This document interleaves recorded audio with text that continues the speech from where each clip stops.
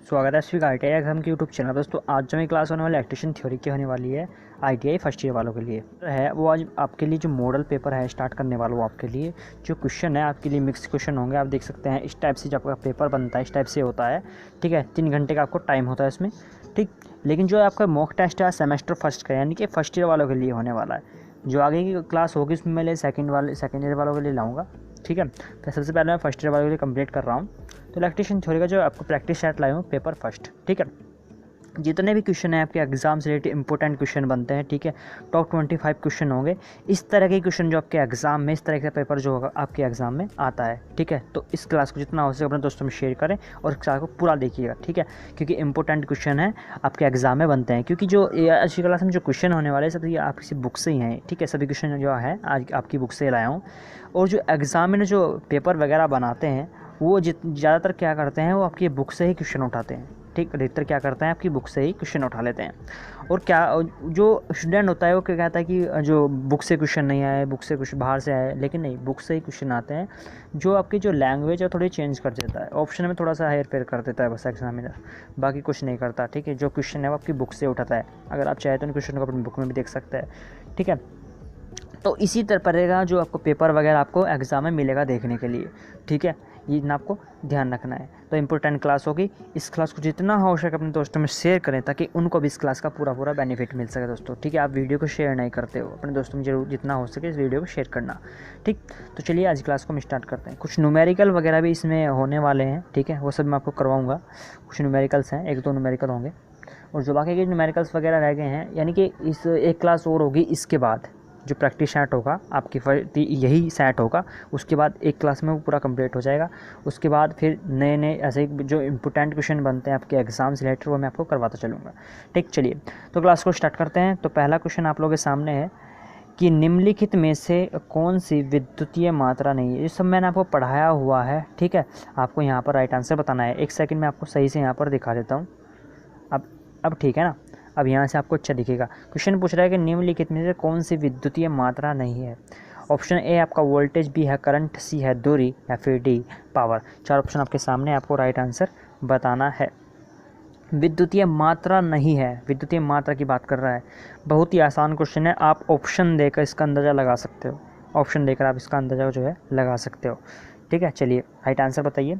जितने भी क्वेश्चन है मैंने सब आपको बेसिक से पढ़ाया हुआ है। ठीक है, जो क्वेश्चन है मैंने करवा भी रखे हैं आप लोगों को। अगर पिछली क्लासेस आपने देखी होगी तो उसमें मैंने आपको बताया हुआ है। तो दूरी आपका यहाँ पर जो है राइट आंसर हो जाएगा। दूरी सबसे अलग है। वोल्टेज भी है भैया, आपका करंट भी होता है और पावर भी होता है। तो यहाँ पर जो आपका राइट आंसर हो जाएगा ऑप्शन नंबर सी के साथ जाएगा, यानी कि दूरी जो है आपका यहाँ पर राइट आंसर हो जाएगा। ठीक, सेकंड क्वेश्चन आप लोगों के सामने आ चुका है। करंट मापा जाता है, क्या पूछ रहा है, करंट किस में हम मापते हैं। चलिए, धारा की बात कर रहा है। आपने देखा होगा धारा जब भी हम मापते हैं तो उसमें क्या आता है, ए आता है। ठीक, क्या आता है, ए ऐसे आता है। जब भी हम कुछ भी सोल्व करते हैं धारा में तो इस टाइप से ए आ जाता है।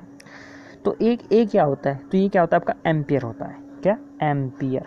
तो यहाँ पर जो आपका राइट आंसर होगा एम्पियर हो जाएगा। ठीक, चलिए अब बढ़ते हैं आपके अगले क्वेश्चन की ओर। तो अगला क्वेश्चन आप लोगों के सामने आ चुका है कि स्थिर विद्युत का एक ऐसी शाखा है जिसमें, अब आपको ऑप्शन बताना है इसमें राइट आंसर क्या होगा। चलिए, चालकों के बीच के अंतर में ऊर्जा का प्रवाह का अध्ययन होता है, बचे हुए आवेश का अध्ययन होता है, या संचल आवेश का अध्ययन होता है, या आवेशित ऊर्जा का अध्ययन होता है। अब आपको राइट आंसर बताना है किसके साथ जाएगा। तो जो बचे हुए आवेश होते हैं उसमें इसका हम अध्ययन करते हैं स्थिर वैद्युतिक में। ठीक है, किसमें, स्थिर जो वैद्युतिक होते हैं क्या करते हैं इसमें हम, जो बचे हुए आवेश रहते हैं उनका हम अध्ययन होता है स्थिर वैद्युतिक में। इसी में पूछा विद्युत की धारा एक ऐसी शाखा है। ठीक है, तो यहाँ पर जो राइट आंसर है ऑप्शन नंबर बी के साथ जाएगा। ठीक है, ऑप्शन नंबर बी जो है आपका यहाँ पर राइट आंसर हो जाएगा।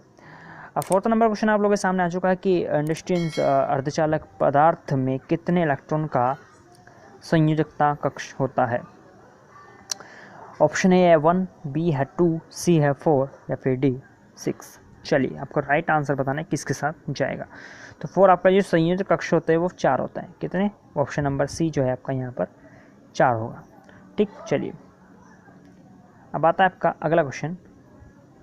अगला क्वेश्चन आप लोगों के सामने आ चुका है कि एक पीएन संयोज धारा का प्रवाहित करता है जब आपको ऑप्शन में दिए गए हैं P प्रकार के पदार्थ N प्रकार के पदार्थ से अधिक होते हैं, ठीक, या अधिक धनात्मक होते हैं। N प्रकार के पदार्थ P प्रकार के पदार्थ से अधिक धनात्मक होते हैं, या फिर N प्रकार और P प्रकार दोनों पदार्थों का बराबर इसमें जो है विभव होता है, या फिर N प्रकार और P प्रकार दोनों पदार्थों पर कोई भी विभव नहीं होता। तो चलिए आपको राइट आंसर यहाँ पर बताना है। तो जो P प्रकार के पदार्थ होते हैं और जो N प्रकार के पदार्थ से क्या से होते हैं, अधिक धनात्मक होते हैं। क्या ऑप्शन नंबर जो है आपका यहाँ पर राइट आंसर ए हो जाएगा। राइट आंसर क्या हो जाएगा, ऑप्शन नंबर ए, ठीक है। चलिए अब अगला क्वेश्चन आप लोगों के सामने है कि प्रतिरोध मापा जाता है। मोस्ट इंपॉर्टेंट क्वेश्चन है, आसान क्वेश्चन है, बार बार रिपीट होता है, बार बार एग्ज़ाम में। आपके ये नहीं कि ITI में जो कंपटीशन है एग्ज़ाम वगैरह भी होते हैं, इसमें भी इसका क्वेश्चन पूछ लिया जाता है, तो इसलिए इंपॉर्टेंट क्वेश्चन है। प्रतिरोध मापा जाता है और सबको पता है, लगभग सभी स्टूडेंट को पता होगा इसका राइट आंसर। चलिए जवाब दीजिए। तो क्या होता है, ओम। ओम, ठीक है, इसकी क्या होती है, ओम होती है, जिसका सिंबल इस टाइप से होता है, ठीक है। तो बी ऑप्शन जो है यहाँ पर आपका राइट आंसर हो जाएगा। चलिए समझ में आ गया इतना। चलिए अब बढ़ते हैं आपके अगले क्वेश्चन की ओर। तो अगला क्वेश्चन आप लोगों के सामने है, जब का प्रतिरोध, ये इसमें दे रखा है जो प्रतिरोध और वोल्टेज जो धारा होते हैं इनका सूत्र क्या होता है। जैसे आप पता होगा जो न्यूमेरिकल वगैरह पूछे जाते थे, इस पर मैंने आपको कुछ न्यूमेरिकल वगैरह भी करवाए हैं इसी फॉर्मूले पर। इसमें जो V है वोल्टेज है, R जो है यहाँ पर प्रतिरोध है, और जो I है वो है आपकी धारा, ठीक है। तो आपको राइट आंसर बताना है किसके साथ जाएगा, ठीक है। चलिए राइट आंसर बताइए, 4 ऑप्शन आपके सामने है। तो एक बात को देखते हैं वो क्या होता है, V बराबर IR भी होता है। अब यहाँ पर इसके कई सारे फॉर्मूले निकल जाते हैं एक ही सूत्र से।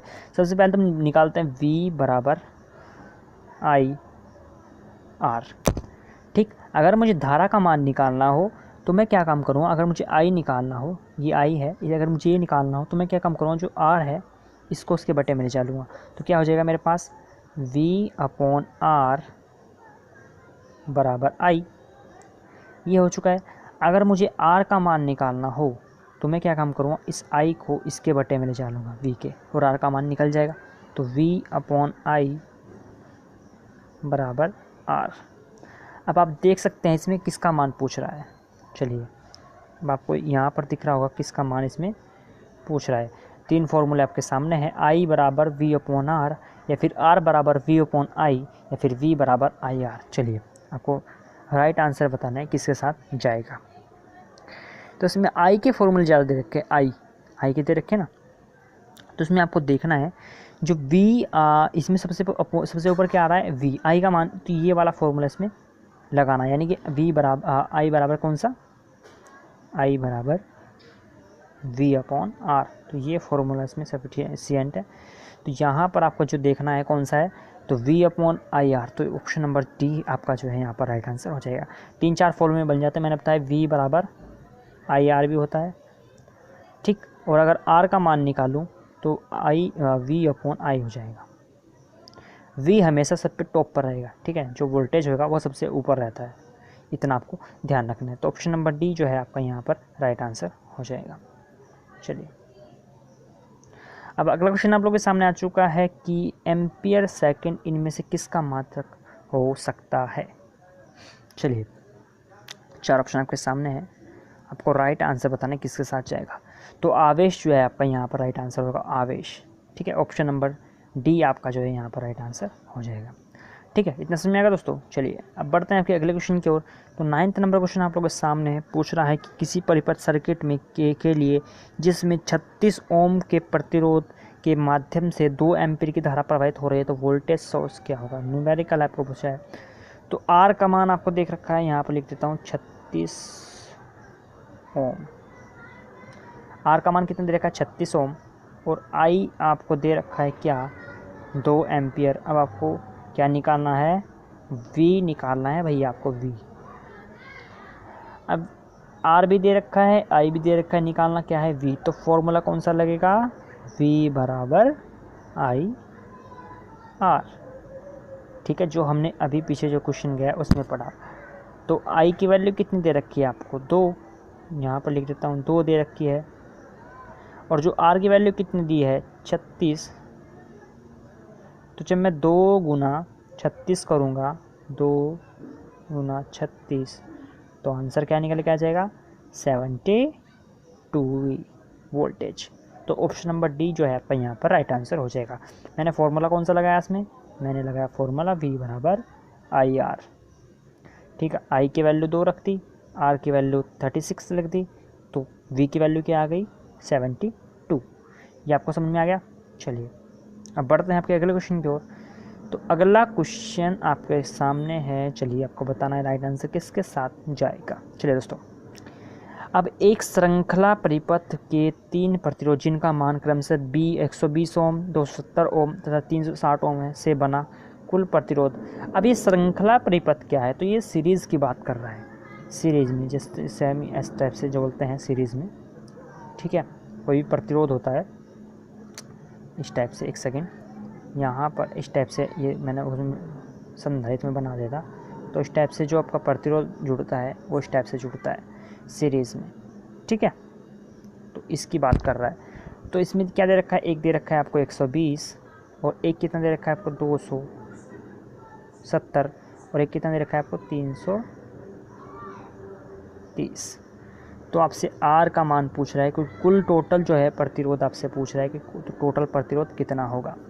तो जो मैंने आपको जो पिछली क्लासेस हुई हैं 2-3 क्लासेस में आपको करवा भी रखा है, ठीक है, कि जो सीरीज़ वाला फॉर्मूला होता है क्या होता है मेरे पास, R बराबर R1 प्लस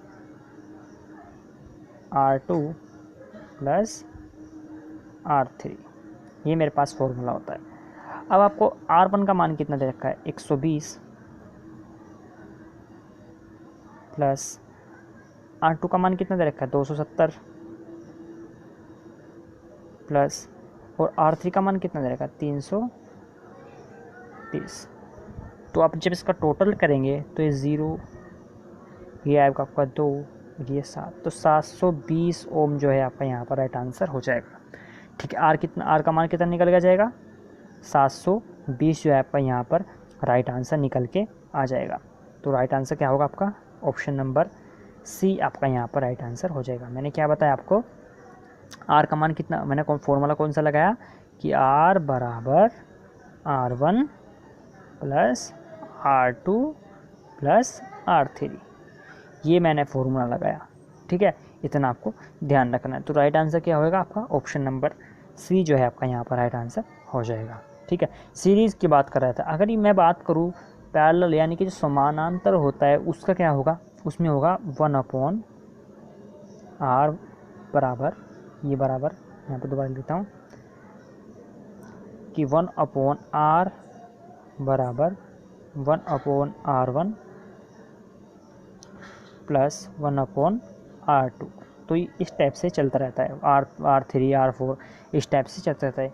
ये सिर्फ बटे में आ जाता है, और वो कैसे में होता है, वो जुड़ता है मतलब सीरीज़ में जुड़ जाता है सीधे तरीके से। ठीक है, तो ये आपको ध्यान रखना है।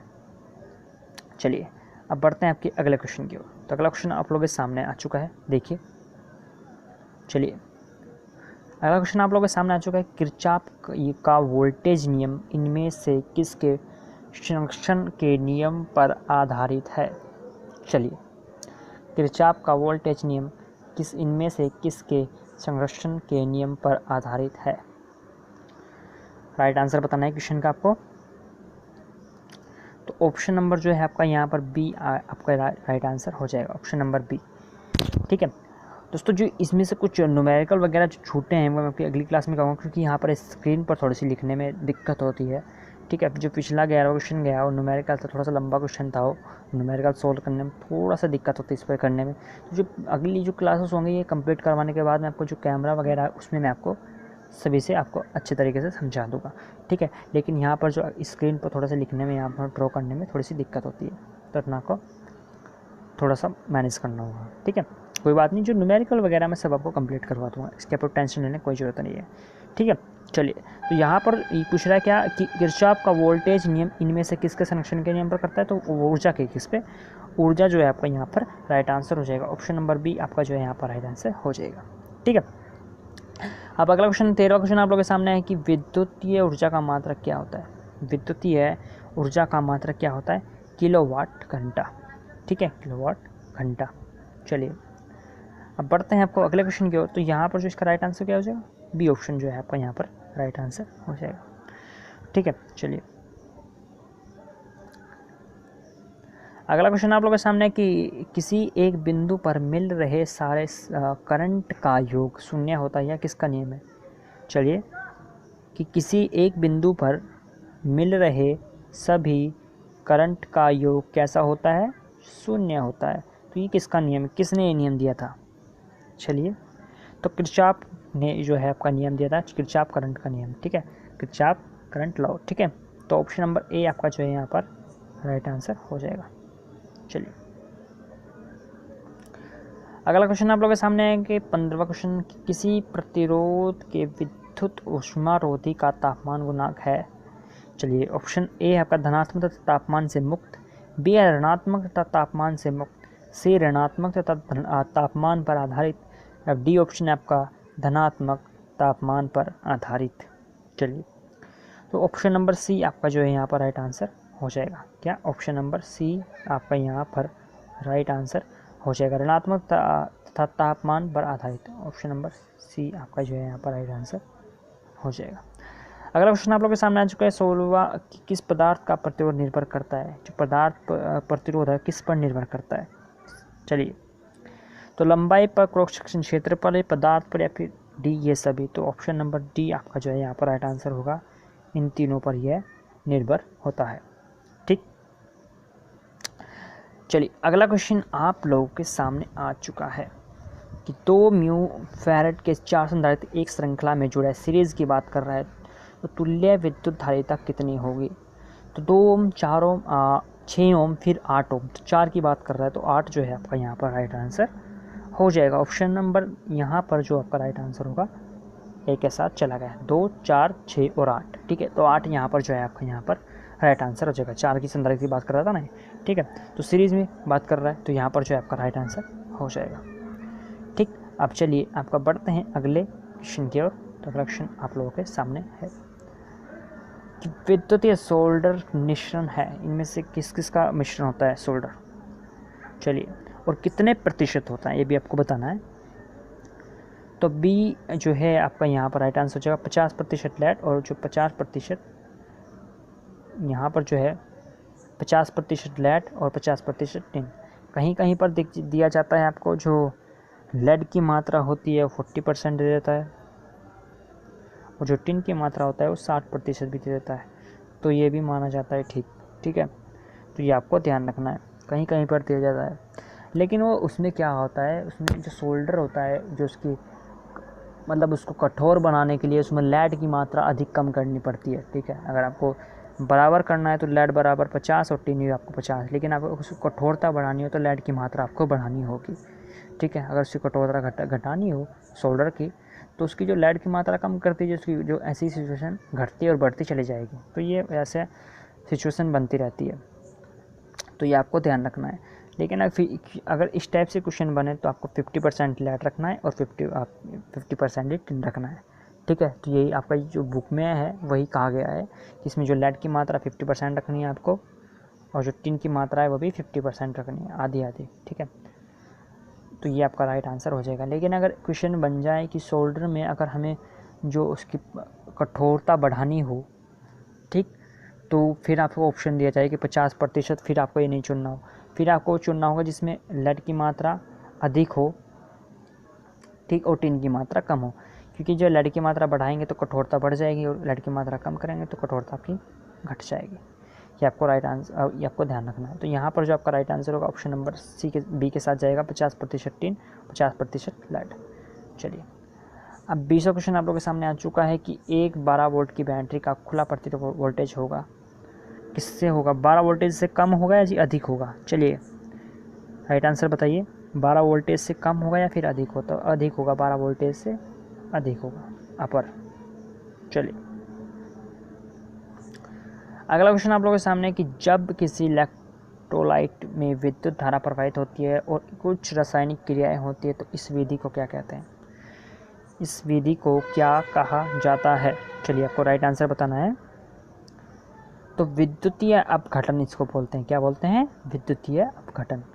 इलेक्ट्रोप्लेटिंग इनमें से किस पर होती है? इलेक्ट्रोप्लेटिंग इनमें से किस पर? कैथोड पर या एनोड पर या फिर दोनों पर? चलिए आपको राइट आंसर बताएं। इलेक्ट्रोप्लेटिंग जो करते हैं हम, कैथोड पर होती है या फिर एनोड पर होती है या फिर इनमें से कोई नहीं होती? चलिए राइट आंसर बताइए। तो दोनों पर की जाती है, तो एनोड पर भी और कैथोड पर भी। ऑप्शन नंबर सी आपका जो है यहाँ पर राइट आंसर हो जाएगा। अगला क्वेश्चन आप लोगों के सामने आ चुका है कि बिजली घरों में किस भंडारण बैटरी का सामान्यतः प्रयोग किया जाता है? बिजली घरों में किस भंडारण बैटरी का सामान्यतः प्रयोग किया जाता है? ऑप्शन ए आपका निकल कैडमियम बैटरी, बी है जिंक कार्बन बैटरी, सी है लेड अम्ल बैटरी या फिर डी उपरोक्त में से कोई नहीं। चार ऑप्शन आपके सामने, आपको राइट आंसर बताना है। तो लेड अम्ल बैटरी होती है वैसे, लेड उस जो बैटरी होती है उस पर लिखा भी होता है लेड, ठीक है। तो आपको ध्यान रखना है। ऑप्शन नंबर सी के साथ जो है आपका यहाँ पर राइट आंसर हो जाएगा, ठीक। अब जो लेड अम्ल बैटरी चल सकती है, कितने जो उसका डेट होती है, जो एक्सपायरी होती है, वो कितनी होती है, मतलब कितने टाइम तक चल सकती है, आपको बताना है। चलिए आपको राइट आंसर बताना है। तो 2 से 5 वर्ष वह चल सकती है। किसने? 2 से 5 वर्ष। ये इसकी गारंटी वगैरह भी दी जाती है, 2 वर्ष, ठीक है। 2 वर्ष दी जाती है, जिसको 24 महीने अधिकतम बोलते हैं ना कि 24 मंथ की इसकी जो गारंटी होती है, ठीक है। तो ये आपका राइट आंसर है, 2 से 5 वर्ष जो है इसका राइट आंसर हो जाएगा। चलिए लास्ट क्वेश्चन आप लोगों के सामने है कि चुंबकीय प्रवाह घनत्व मापा जाता है। चुंबकीय प्रवाह घनत्व मापा जाता है तो किस में मापते हैं? वो मापते हैं दोस्तों हम टेस्ला में हम ये चुंबकीय प्रवाह घनत्व मापते हैं, ठीक है। तो ये थे आपको टॉप इंपोर्टेंट क्वेश्चन जो मैंने इस क्लास में आपको डिस्कस कराए, ठीक है। आई होप ये क्लास आपको अच्छी लगी होगी। अच्छी लगी तो लाइक कीजिए, शेयर कीजिए, सब्सक्राइब कीजिए चैनल को, चैनल पर नए हो तो, ठीक। तो मिलते हैं अगली क्लास में। आज के लिए इतना ही दोस्तों। और हाँ, अगर आपको कुछ भी डाउट है क्वेश्चन से रिलेटेड, ठीक है, तो आप मुझे कमेंट करना, मैं आपको जो जवाब हो उसका देने की पूरी कोशिश करूँगा दोस्तों, ठीक है। और जो न्यूमेरिकल आपके जो क्वेश्चन छोटे हैं, जो न्यूमेरिकल रह गए हैं, वो मैं आपको जो क्लास होगी कैमरे वगैरह में, तो उसमें आपको करवा दूँगी कि यहाँ पर स्क्रीन पर थोड़ी सी लिखने में थोड़ी सी दिक्कत होती है, क्योंकि जो न्यूमेरिकल थे वो थोड़े से बड़े थे। जो छोटे छोटे न्यूमेरिकल तो मैंने करवा दी, लेकिन जो न्यूमेरिकल आपके रह गए हैं वो थोड़े से लंबे बड़े से थे, तो जो स्क्रीन पर नहीं आ सकते थे। तो इसलिए जो क्लास होगी कैमरे वाली, तो उसमें आपको कंप्लीट करवा दूँगा, ठीक है, जितने आपके न्यूमेरिकल बचे हैं। तो अगली क्लास, एक क्लास और होगी इसी मॉक टेस्ट की, ठीक है आप। और फिर जो क्लासेस होंगी, जो उसके चैप्टर बच गए हैं आपके, वो मैं आपको कंप्लीट करवाऊँगा, ठीक है। तो मिलते हैं अगली क्लास में। आज के लिए दोस्तों धन्यवाद।